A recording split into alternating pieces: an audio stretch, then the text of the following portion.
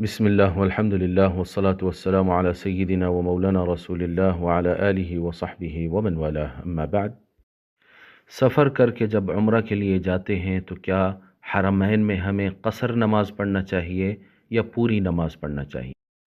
تو جاننا چاہیے کہ مسافر کو قصر کرنا ہوتا ہے، یعنی 4 رکعت والی نماز کو 2 رکعت پڑھنا ہوتا ہے، چاہے وہ کسی بھی علاقے میں ہو، اور وہ مسافر اس وقت تک کہلاتا ہے جب تک کہ وہ اپنی بلد اقامت کے علاوہ کسی بھی جگہ پر 15 دن سے کم ٹھہرنے کا ارادہ کرے، اور اگر 15 دن یا اس سے زیادہ اقامت کا یعنی ٹھہرنے کا ارادہ کر لے تو وہ مسافر شمار نہیں ہوتا، مقیم شمار ہوتا، اس کو نماز مکمل پڑھنا ہوتا ہے۔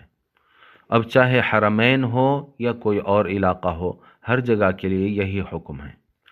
البتہ اگر مقیم امام کے پیچھے نماز پڑھ رہا ہے، جیسا کہ حرمین میں نماز ہوتی ہے، تو جماعت سے امام کے پیچھے اگر نماز پڑھ رہا ہے تو امام اگر مقیم ہے تو اس کے پیچھے وہ نماز مکمل پڑھے گا۔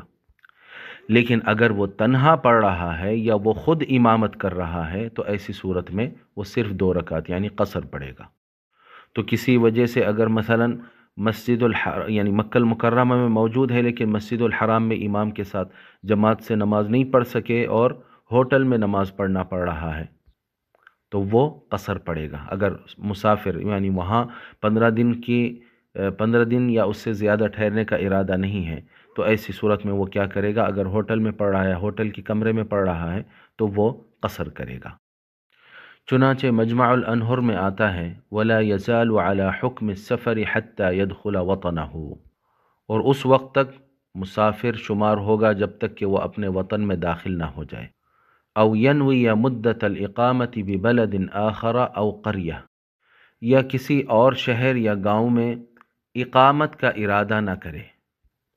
وَهِيَ 15 يوما او اکثر، اور اس کی مدت 15 دن یا اس سے زیادہ ہے۔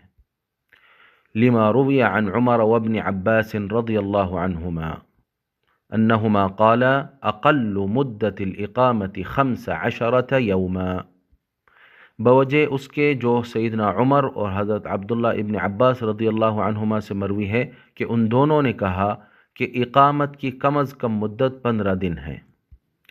یہ احناف کے نزدیک ہے، البتہ شافعیہ کے نزدیک آدمی کے مقیم ہونے کے لیے جس دن وہ داخل ہوا ہے اس کے بعد سے، اس دن کے بعد کے دن سے 4 دن اگر رہنے کا وہ ارادہ کر لے تو وہ جو ہے مقیم شمار ہو جاتا ہے اور اس کو قصر نہیں بلکہ مکمل نماز پڑھنا ہوتا ہے۔